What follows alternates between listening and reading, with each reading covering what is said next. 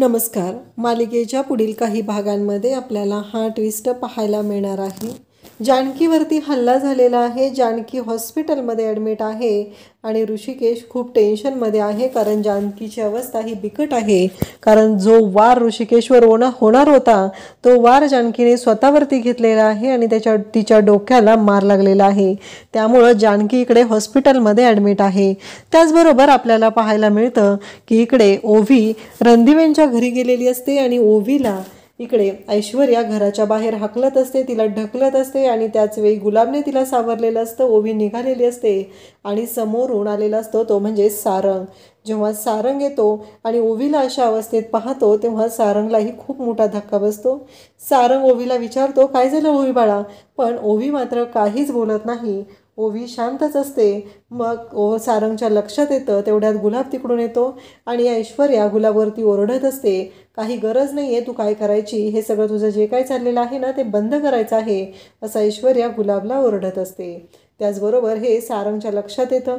त्यानंतर सारंगने रागाच्या भरात जो निर्णय घेतलेला आहे तो ऐश्वर्याची वाट लावण्यासारखा आहे. ऐश्वर्याच्या कानाखाली त्याने जाळ काढलेला आहे, कारण ओवी ही रणदिवेंच्या घरी आलेली होती आणि ओवीच्या कानाखाली वाजवलेली आहे ती ऐश्वर्याने वाजवलेली आहे असं त्याला कळलेलं असतं. ऐश्वर्याने त्या ओवीला दरादरा घराच्या बाहेर काढलेलं असतं. त्यामुळं सारंगला मात्र खूप राग आलेला असतो. तर हे सगळं कशा पद्धतीनं घडणार आहे, घरातल्या गोष्टी सारंगला कशा कळणार आहेत, सारंग या सगळ्यामध्ये काय इंटरफेअर करणार आहे, हे आपल्याला आजच्या या व्हिडिओमध्ये पाहायला मिळणार आहे. त्यासाठी हा व्हिडिओ शेवटपर्यंत पहा. तर इकडे ओवी ही आईला सांगते की आई, आज ना माझ्या शाळेला सुट्टी आहे, तर मी असं ठरवलेलं आहे की आज मी ना तुझ्याबरोबर कामावरती येणार. त्यावेळेस इकडे जानकी म्हणत असते, नाही ओवी कामावरती वगैरे नाही यायचं. तेव्हा ओवी म्हणत असते की आई प्लीज ना, मला आजीला पण भेटायचं आहे, मला आजीची खूप आठवण येते. तेव्हा जानकी म्हणते ठीक आहे, पण बाबांना मात्र यातलं काहीही सांगायचं नाही. मी तुला घेऊन जाते पण तू बाबांना काहीही सांगायचं नाही, असं जानकीने ओवीला सांगितलेलं असतं. आणि मग ओवी तयार होते. मग जानकी म्हणते की मी जाताना तुला आजींकडे सोडेल, तुझ्या आजीकडे, आणि मग जेव्हा माझं काम होईल तेव्हा येताना मी तुला घेऊन येईल. तर ओवी तयार होते. ओवी छान खुश झालेली असते, पण यातली कोणतीच गोष्ट आता ऋषिकेशला सांगायची नाही हे जानकीने तिला सांगितलेलं असतं. त्यानंतर आपल्याला पाहायला मिळतं की ओवी आता जायला तयार झालेली आहे आणि ओवी आणि जानकी दोघीजणी निघालेले असतात. रणदिवेंच्या घराच्या तिथे जानकीने ओवीला सोडलेलं असतं आणि मग ती तिच्या कामासाठी बाहेर पडते. परंतु एक मोठी गोष्ट घडते, ती म्हणजे ओवी घरात येत असते त्यावेळेस गुलाब तिथं असतो. गुलाब ओवीला म्हणत असतो, चला ओवीताई चला, असं म्हणत गुलाब ओवीला घेऊन चाललेला असतो. पण त्याच वेळी तिथे येते ती म्हणजे ऐश्वर्या, कैदाशीन ऐश्वर्या तिथं टपकते आणि तिला एवढ्याशा लहान लेकराची पण कीव येत नाही. ही ऐश्वर्या मात्र आता ओवीला म्हणते की चल, कशाला आलीस तू इथं?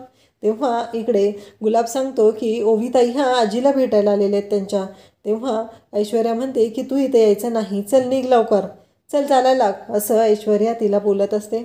ओवीला मात्र वाईट वाटत असतं. ओवी म्हणत असते की हे माझ्या आजीचं घर आहे आणि मी माझ्या आजीला भेटल्याशिवाय कुठेही जाणार नाही.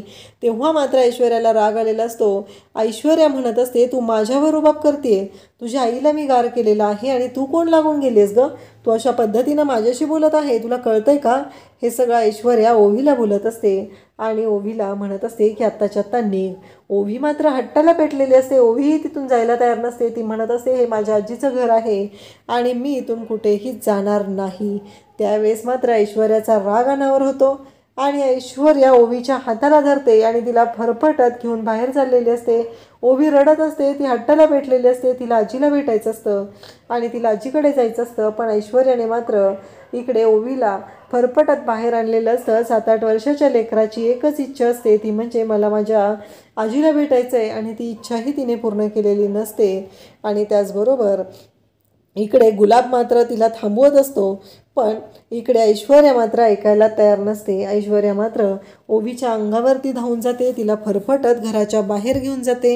ऐश्वर्याला असं वाटत असतं की आपण जे काय करत आहोत ते कोणाला कळणारच नाही, आपण मात्र आपल्या म्हणण्याप्रमाणे करायचं आहे, आपलं राज्य चालणार आहे. म्हणून तर ती घरात काम करायचं असं सांगितलेलं असतं आणि ऐश्वर्याची ही नाटकं मात्र वाढतच चाललेली असतात. ऐश्वर्या मूर्खासारखी वागत असते.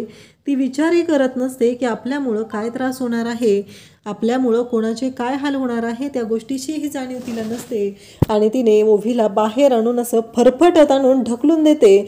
बिचारा गुलाब तिथं असतो आणि ओवीला सावरतो. ओवीला म्हणतो की ओवीताई थांबा जरा. पण त्याच वेळी एक गोष्ट घडते, ती म्हणजे सारंग समोरून आलेला असतो आणि सारंग हा पाहतो ऐश्वर्याने ओवीला घराच्या बाहेर खेचत आणलेला आहे आणि घराच्या बाहेर ढकलून दिलेला आहे. सारंग पुढून येतो आणि पाहतो तर ऐश्वर्या ओवीवरती ओरडत असते, आत्ताच्या आत्ता निघ, चालती हो इथून, अजिबात इथे थांबायचं नाही आणि फिरकायचंही नाही आमच्या घराकडे पुन्हा, हे सगळं बोलत असते. आणि त्याचवेळी सारंग तिथं आलेला असतो. सारंग पाहतो आणि सारंगचा राग अनावर होतो. सारंग त्यावेळी तिथे येतो, ओवीला मिठीत घेतो, ओवीला शांत करतो आणि ओवीला म्हणतो की काळजी करू नको ओवी बाळा, मी आहे ना तुझ्यासोबत, काळजी करायची काहीही गरज नाही. तेव्हा ओवी म्हणत असते की सारंग काका बघितलं का, ऐश्वर्या आंटीने काय केलंय, ती वाईट आहे, तिने मला ढकलून दिलंय, तिने बघितलं ना माझ्याशी कशी वागलेली आहे, हे सगळं ती सांगत असते. आणि त्याचवेळी सारंग म्हणतो की काळजी करू नको, मी आहे ना आता तुला काळजी करायची काहीही गरज नाही, असं जेव्हा सारंग ओवीला सांगत असतो. आणि त्याचवेळी ओवी मात्र हे सगळं पाहत असते. ऐश्वर्याची नाटकं वाढत चाललेली असतात, ऐश्वर्याचे नखरे वाढत चाललेले असतात. आणि सारंग मग येतो आणि गुलाबकडे ओवीला देतो आणि म्हणतो की तिला आत घेऊन जा, तिला पाणी दे पहिला. आणि मग तो ऐश्वर्याकडे येतो, भयानक चिडलेला असतो. सारंग ऐश्वर्याच्या त्याच ठिकाणी कानाखाली वाजवतो आणि म्हणतो की त्या दिवशी जानकी वहिनीच्या बाबतीत जे घडलं तेव्हा मी शांत राहिलेलो होतो, तेव्हा मला असं वाटलं की ठीक आहे तुमचा जानकी वहिनीवरती राग आहे, पण आत्ता तुम्ही ओवीच्या बाबतीत, ओवी इथे एकटी आलेली आहे, तिला भेटायचं आहे म्हणून ती सांगत आहे, तर तुम्ही काय केलेलं आहे, तिला खेचत बाहेर आणलेलं आहे. तुम्हाला असं वाटतं की तुम्ही जसं वागाल तसं या घरामध्ये सहन केलं जाईल, पण ते शक्य नाही. सारंगचा राग अनावर झालेला असतो, सारंग भयानक चिडलेला असतो. आणि तेव्हा मात्र शिट्ट्या वाजतात, त्या म्हणजे ऐश्वर्याच्या. ऐश्वर्याला कळायचंच बंद झालेलं असतं. ऐश्वर्या म्हणत असते, अहो सारंग तसं काही नाही आहे, मी तिला चल म्हणत होते, तिनंच माघारी निघालेली होती. तेव्हा सारंग म्हणतो की सारवासारव करायची काही गरज नाही आहे, मला सगळं कळलेलं आहे. इकडे आपल्याला पाहायला मिळतं ऋषिकेशने बाजार मांडायचा आहे म्हणून शेतकरी लोक तिथं सगळे जमा केलेले असतात आणि आजचा बाजार इथं भरवायचा आहे आणि शेतकऱ्यांचे स्टॉल लागणार आहेत. शेतकऱ्यांचा माल आता डायरेक्ट ग्राहकापर्यंत पोहोचवायचा हे ध्येय ऋषिकेशने मनाशी बाळगलेलं आहे आणि ती योजना त्याने सुरू केलेली असते. आणि नेमकी ज्या जागेवरती ते काम सुरू करायचं असतं तिथं आलेली असतात ती म्हणजे सयाजीरावची माणसं. सयाजीरावची माणसं तिथं आलेली असतात आणि सयाजीरावची माणसं मारामारी करायला सुरुवात करतात. तिथे ऋषिकेशला मारत असतात, ऋषिकेशला पकडलेलं असतं आणि बाकीचे शेतकरी लोक असतात त्यांनाही टेन्शन आलेलं असतं. इकडे जानकी मात्र आपल्या कामावरती गेलेली असते. ऋषिकेशच्या आणि त्या लोकांमध्ये आता मारामारी सुरू झालेली असते. ऋषिकेशवरती हल्ला होणार असतो आणि जानकीला तेवढ्यात शेतकऱ्यांपैकी एक शेतकरी फोन करतो आणि म्हणतो की जानकी वहिनी तुम्ही लवकरात लवकर इकडे या, कारण इथे सयाजीरावची माणसं आलेली आहेत आणि त्यांनी हल्ला करायला सुरुवात केलेला आहे. ऋषिकेश दादांवरती ते हल्ला करत आहेत हे जानकीला सांगतात. तेव्हा जानकी धावतच तिकडे निघालेली असते आणि इकडे ऋषिकेश मात्र त्या लोकांशी लढत असतो. ऋषिकेशच्या सोबतीला त्याचे साथीदार असतात, ते सगळेजण मिळून त्या लोकांशी लढत असतात. त्यांनी काट्या कुऱ्हाडी आणलेले असतात आणि जानकी तिथं पोहोचत असते आणि त्याच वेळी ऋषिकेशवरही हल्ला होत असतो. जानकीला मात्र काळजी वाटत असते. जानकीला कळत नसतं की काही करून मला वेळेत पोहोचलं पाहिजे, एवढंच जानकीच्या डोक्यात असतं आणि जानकी विचार करत असते. आणि आता जानकी वाऱ्याच्या वेगाने धावत सुटलेली असते. जानकीच्या लक्षातच येत नाही की अजून कोणत्या गोष्टी आपल्याला फेस करायला लागणार आहेत, अजून काय काय आपल्याला फेस करायला लागणार आहे, हा प्रश्न जानकीच्या डोक्यात सुरू झालेला असतो. जानकी मात्र इकडे आलेली असते. ऋषिकेशला त्या लोकांनी पकडून ठेवलेलं असतं. अशी आधी ऋषिकेशने त्या लोकांवरती चांगलाच हल्ला चढवलेला असतो, पण आता ती 4 लोक आलेली असतात. ऋषिकेशला त्यांनी पकडून ठेवलेलं असतं आणि ऋषिकेश त्यांच्या तावडीतून सुटण्यासाठी धावपळ करत असतो, प्रयत्न करत असतो. पण त्यातील एक जण येतो आणि मागून ऋषिकेशच्या डोक्यावरती वार करणार असतो आणि त्याच वेळेस तिथं पोहोचते ती आपली जानकी आणि जानकी तो हल्ला स्वतःवरती घेते आणि जानकीने तो हल्ला स्वतःवरती घेतलेला असतो. आणि त्याच वेळी मोठा धक्का बसतो, तो म्हणजे ऋषिकेशला, कारण हे जे घडलेलं असतं ते इतकं विचित्र असतं की जानकीवरती वार झालेला असतो आणि जानकी तिथं कोसळलेली असते, जानकीला लागलेलं असतं। तेव्हा ऋषिकेश त्या गुंडांना तिथे धूळ चारतो आणि जानकीकडे धाव घेतो। त्याला कळलेलं असतं की आपल्या जानकीची अवस्था ही बिकट आहे, जानकीच्या डोक्यात मार लागलेला असतो आणि जानकी तिथे खाली कोसळते, तिच्या डोक्यातून रक्त येऊ लागलेलं असतं, जानकी खाली पडलेली असते। ऋषिकेश तिला सावरतो। ऋषिकेश म्हणतो की काही झालं तरी जानकीला काही होता कामा नये असं म्हणत ऋषिकेशने आता जानकीला सावरायला सुरुवात केलेली असते। तो तिला आधार देत असतो, परंतु जानकी बेशुद्ध होते। त्या क्षणी ऋषिकेश जानकीला उचलतो आणि तिला घेऊन हॉस्पिटलकडे धावू लागतो, तिला घेऊन हॉस्पिटलकडे जाऊ लागतो आणि तिला हॉस्पिटलमध्ये ॲडमिट करतो। जानकीला हॉस्पिटलमध्ये इमर्जन्सीमध्ये ॲडमिट केलेलं असतं, तिच्या डोक्याला मार लागलेला असतो आणि डॉक्टरांनी सांगितलेलं असतं की त्यांच्या डोक्याला खूप मार लागलेला आहे, आम्ही सध्या तरी काहीच सांगू शकत नाही, त्यांची कंडिशन क्रिटिकल आहे। आणि हे शेतकरी आता रणदिवे यांच्या घरी जातात। इकडे सुमित्रा त्याचबरोबर अवंतिका सर्वजण बाहेर आलेले असतात। नक्की सारंग का चिडलेला आहे हा प्रश्न सगळ्यांना पडलेला असतो। सारंगने तर इकडे ऐश्वर्याच्या कानाखाली जाळ काढलेला असतो आणि तिला दाखवून दिलेलं असतं की तिची काय लायकी आहे, कारण तिने ओवीशी ज्या पद्धतीने वागलेली आहे त्यामुळेच तिला हे सगळं सहन करायला लागणार असतं, कारण एवढ्या छोट्या लेकराशी कसं वागायचं या गोष्टीची जाणीवही तिला नसते।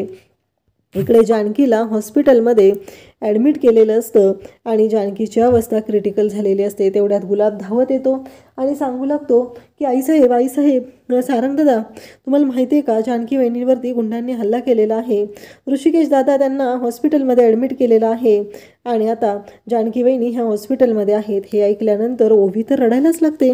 ओवीला कळायचं बंद झालेलं असतं, ओवीला कळत नसतं की हे सगळं काय झालेलं आहे, आपल्या आईला काय झालेलं आहे हा प्रश्न ओवीला पडलेला असतो। ओवी रडत असते आणि इकडे जानकी त्या गुलाबकडे पाहत असते। आता गुलाबने येऊन धावत सांगितलेलं असतं आणि त्याच वेळी सुमित्रा म्हणते की मला आत्ताच्या आत्ता जायचं आहे। मग सुमित्रा आणि त्याचबरोबर अवंतिका दोघीजणीही हॉस्पिटलमध्ये जायला निघतात आणि जेव्हा त्या हॉस्पिटलमध्ये जायला निघतात तेव्हा तिकडे त्या गेलेल्या असतात आणि त्याचवेळी तिथे ऋषिकेश असतो। ऋषिकेश डोक्याला हात लावून बसलेला असतो। ऋषिकेश म्हणत असतो की आज जर जानकी नसते तर मी आज जिवंत नसलो असतो, जानकीने माझ्यावरचा वार स्वतःवर घेतलेला आहे आणि आता ती मरणाच्या दारात उभी आहे। आणि सुमित्रा येते, ऋषिकेशच्या जवळ बसते, त्याला आधार देते आणि त्यानंतर ती जानकीकडे जाते। ICUमध्ये जानकीने डोळे उघडलेले असतात, सुमित्रा तिला भेटायला आलेली आहे आणि जानकी हे सर्व पाहत असते। सुमित्राकडे ती पाहत असते। सुमित्राने जानकीचा हात हातामध्ये घेतलेला असतो। इकडे ऐश्वर्याचा आता सारंगने चांगलाच बँड वाजवलेला असतो आणि सुमित्रा जानकीच्या काळजीने तिथे हॉस्पिटलमध्ये पोहोचलेली असते। जानकीची अवस्था बघून सुमित्राच्या डोळ्यात पण पाणी आलेलं असतं। तर आता जानकीची सेवा करण्यासाठी सुमित्रा पोचलेली आहे। आता नानांना जेव्हा कळेल की जानकीवरती हल्ला झालेला आहे, त्याचबरोबर ऐश्वर्याही आपल्या ओवीबरोबर अशा पद्धतीने वागलेली आहे, आता तरी नानांना बरं वाटेल का, त्यांची वाचा परत येईल का, तुम्हाला काय वाटतं ते कमेंट करून सांगा आणि अशाच अपडेटसाठी चॅनलला सबस्क्राईब करा। थँक्यू।